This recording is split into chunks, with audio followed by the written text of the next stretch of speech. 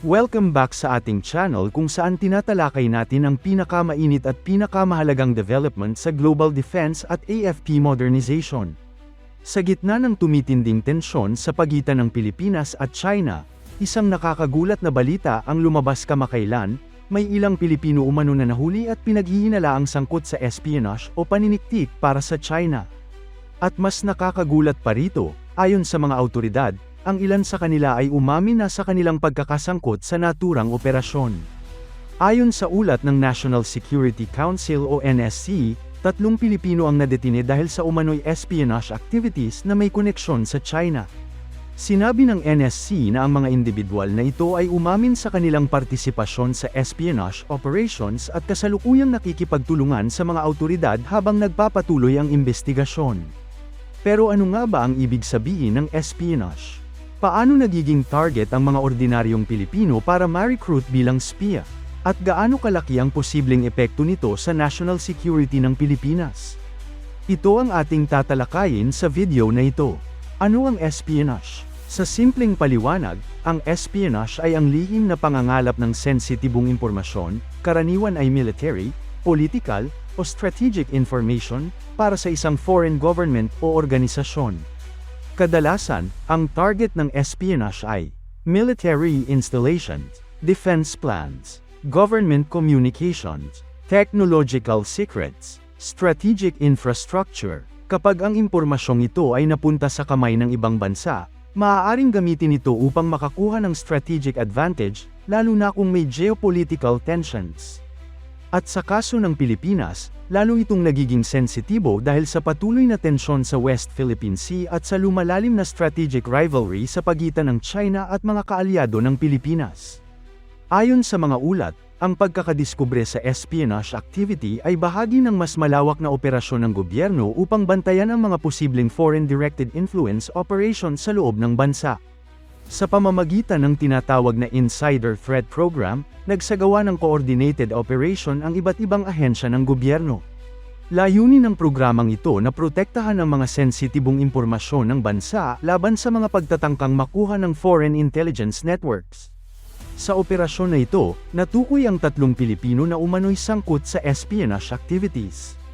Ayon sa NSC, ang mga individual ay nahuli sa isang joint intelligence operation. Umamin sa kanilang partisipasyon, kasalukuyang nakikipagtulungan sa mga awtoridad. Hindi pa inilalabas ng gobyerno ang lahat ng detalye tungkol sa kanilang mga aktibidad, ngunit malinaw na itinuturing ito ng mga awtoridad bilang isang seryosong national security concern. Paano nire-recruit ang mga spiya? Isa sa pinakamahalagang tanong sa ganitong kaso ay, paano nagiging spiya ang isang ordinaryong mamamayan? Sa intelligence world, may 4 na pangunahing dahilan kung bakit may mga taong pumapayag na magtrabaho bilang spy. Una, money. Ang pinakakaraniwang dahilan ay pera.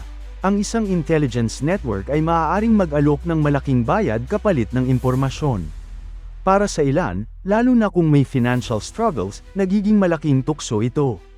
Pangalawa, ideology. May mga taong naniniwala sa ideolohiya ng isang bansa o grupo at handang tumulong dito kahit labag sa interes ng sarili nilang bansa. Pangatlo, coercion o blackmail. May mga pagkakataon na ang isang tao ay napipilitang maging spy dahil sa pagbabanta, blackmail, o pressure mula sa foreign intelligence handlers. At huli, ego o personal ambition. May ilan ding naaakit sa ideya ng pagiging bahagi ng isang secret mission, o pagkakaroon ng pakiramdam na mahalaga sila sa isang international operation. Bakit interesado ang China? Hindi lihim na ang China ay may malawak na intelligence operation sa buong mundo. Ito ay bahagi ng kanilang strategic approach sa geopolitics. Sa konteksto ng Pilipinas, may ilang dahilan kung bakit maaaring maging target ang bansa para sa espionage operations. Una, ang Pilipinas ay isang strategic location sa Indo-Pacific region. Ikalawa, may ongoing dispute sa West Philippine Sea na may kinalaman sa maritime territory at resources. At ikatlo, ang Pilipinas ay lumalakas ang defense cooperation sa mga bansang tulad ng United States, Japan, at Australia.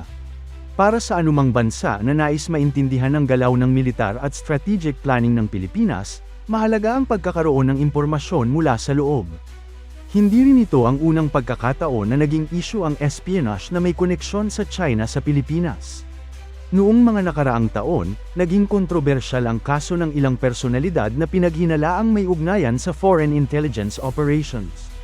Halimbawa, naging malaking balita ang kaso ng dating mayor na si Alice Guo, na inakusahan ng pagiging agent of influence, na may posibleng koneksyon sa Chinese networks. Ang mga ganitong kaso ay nagdulot ng mas malaking debate sa bansa tungkol sa foreign influence, national security, at infiltration ng intelligence networks. Ano ang posibleng impormasyon na kinukuha? Bagamat hindi pa ibinubunyag ng gobyerno ang eksaktong impormasyon na nakuha o tinangkang kunin ng mga nahuling individual, may ilang uri ng data na karaniwang target ng espionage operations.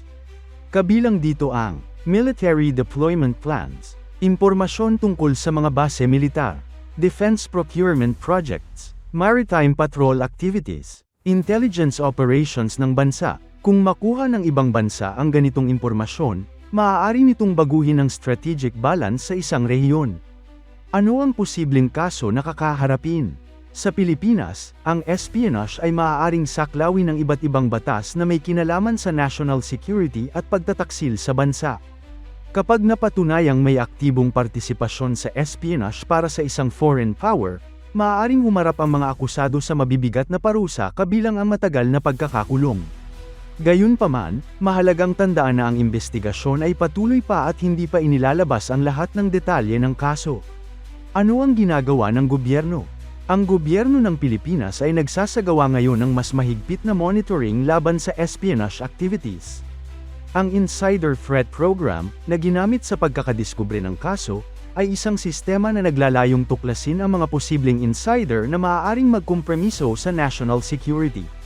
Layunin ng programang ito na protektahan ang sensitive information, bantayan ang foreign interference, tuklasin ang insider threats sa loob ng mga institusyon ng gobyerno. Sa pagdami ng geopolitical tensions sa Indo-Pacific, inaasahang lalo pang palalakasin ang mga ganitong security measures. Ano ang ibig sabihin nito para sa Pilipinas? Ang kasong ito ay nagpapakita ng isang mahalagang realidad sa modernong geopolitics. Ang intelligence war ay hindi na lamang nangyayari sa battlefield.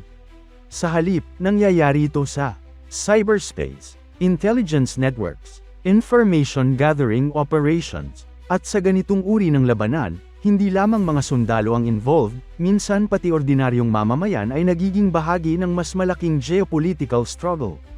Habang lumalalim ang rivalry ng mga malalaking bansa sa Indo-Pacific, ang Pilipinas ay nagiging isa sa mga strategic hotspots ng rehiyon. Sa isang banda, pinapalakas ng Pilipinas ang defense partnership sa mga kaalyado. Sa kabilang banda, patuloy din ang diplomatic at economic engagement sa China. Sa ganitong sitwasyon, nagiging mas mahalaga ang national security awareness at vigilance laban sa mga posibleng espionage operations. Ang pagkakadiskubre sa tatlong Pilipino na umano'y sangkot sa espionage para sa China ay isang seryosong paalala kung gaano kahalaga ang national security sa panahon ngayon. Bagamat patuloy pa ang imbestigasyon at marami pang detalye ang hindi pa inilalabas, malinaw na ang gobyerno ay nagsisikap na protektahan ang sensitibong impormasyon ng bansa laban sa foreign intelligence operations. Sa huli, ang pinakamahalagang tanong ay ito: gaano kalawak ang espionage networks na maaaring gumagalaw sa loob ng bansa? At handa ba ang Pilipinas na harapin ang mga ganitong uri ng covert threat sa hinaharap? Ang sagot sa mga tanong na ito ay magiging mahalaga habang patuloy na nagbabago ang geopolitical landscape